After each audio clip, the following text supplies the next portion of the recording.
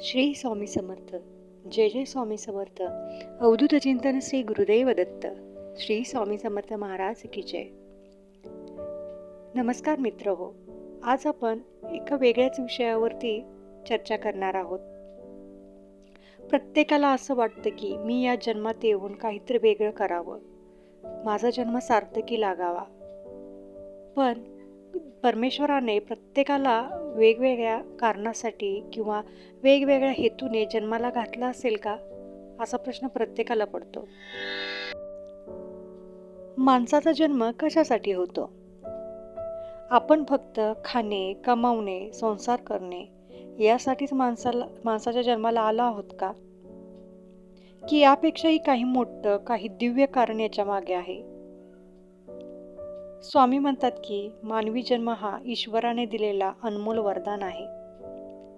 चला तर मग स्वामींच्या या विचारातून या जन्माचा खरा अर्थ काय आहे ते समजून घेऊया.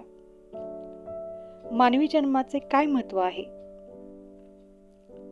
स्वामी म्हणतात या सृष्टीत 84 लाख योनी आहेत. झाडं, प्राणी, पक्षी, कीटक. पण स्वतःला ओळखण्याची, देवाला ओळखण्याची संधी फक्त माणसालाच मिळते. ती कोणत्या प्राण्याला, कोणत्या कीटकाला, कोणत्या पक्षाला नाही मिळत. ती फक्त माणसालाच मिळते. म्हणूनच स्वामी म्हणतात मनुष्य जन्म हा मोक्षाचा दरवाजा आहे. जर हा जन्म आपण फक्त भोगातच घालवला तर पुन्हा पुन्हा जन्म मरण्याच्या फेऱ्यात अडकतो आणि आपला जन्म व्यर्थ जातो. स्वामींच्या मते कर्म आणि जन्माचे काय नाते आहे? स्वामी म्हणतात आजचा आपला जन्म हा मागील जन्माच्या कर्माचा परिणाम आहे. जसं बीज तसं झाड. चांगली कर्मे केली तर सुख मिळतं आणि वाईट कर्म केलं तर दुःख मिळतं. पण स्वामी सांगतात या जन्मात कर्म सुधारण्याची संधी आपल्याला मिळालेली असते. मग ही संधी वाया न घालवता तिचा उपयोग करून घेतला पाहिजे.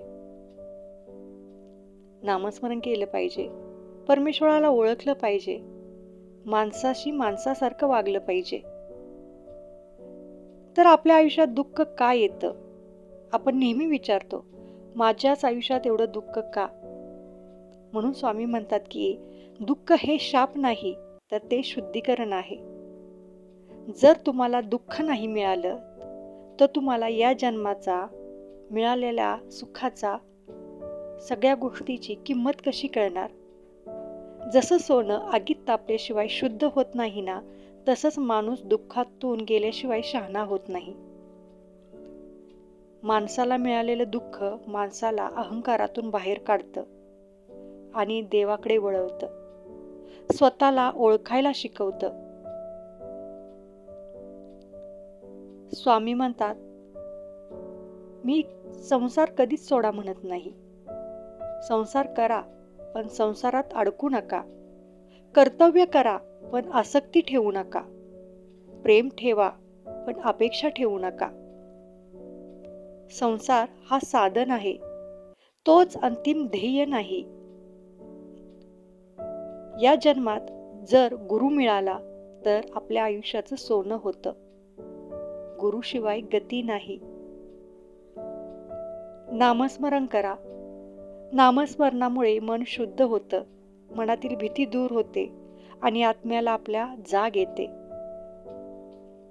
आपल्या आयुष्याचं खरं अस्तित्व आपल्या लक्षात येतं आणि आपल्याला परमेश्वराने कशासाठी जन्माला घातलेलं आहे ते हळूहळू आपल्याला कळायला लागतं. श्री स्वामी समर्थ. हे नामस्मरण संकटात तारक ठरतं. स्वामी म्हणतात या जन्माचं अंतिम ध्येय आहे ते म्हणजे आत्मज्ञान, ईश्वर प्राप्ती आणि मोक्ष. आत्मज्ञान मिळालं की तुम्ही ईश्वर प्राप्तीकडे ओढले जाता आणि ईश्वर प्राप्ती झाली की तुम्हाला मोक्ष आपोआप मिळतो. देह हा नश्वर आहे, आत्मा हा अमर आहे. जो हे समजतो ना तोच खरंच जगायला शिकतो. माणसाचा जन्म हा फक्त जगण्यासाठी नाही तर जाणून जगण्यासाठी आहे. की माणसाचा जन्म कशासाठी आहे हे जे जाणतो तोच आयुष्य जगतो. जो कोणी स्वामींचं नामस्मरण करत असेल तो संयम शिकतो, श्रद्धा शिकतो, सेवा शिकतो आणि समर्पण शिकतो. ज्याच्याकडे संयम येतो त्याच्याकडे श्रद्धा असते आणि जिथे श्रद्धा असते तिथे सेवाभाव नक्की असतो आणि सेवाभाव आला की समर्पण हे आपोआप येते. चला तर आपण सगळी मिळून आपल्याला मिळालेल्या या जन्माचं सोनं करूया आणि स्वामींच्या चरणी स्वतःला अर्पण करूया. स्वामींचं नामस्मरण करूया, एकमेकाला मदत करूया आणि आपला मानवी जन्म सत्कारणी लावूया. व्हिडिओ आवडला असेल तर कमेंटमध्ये श्री स्वामी समर्थ लिहायला विसरू नका. शेअर करायला विसरू नका, सबस्क्राईब करायला विसरू नका. श्री स्वामी समर्थ. जय जय स्वामी समर्थ.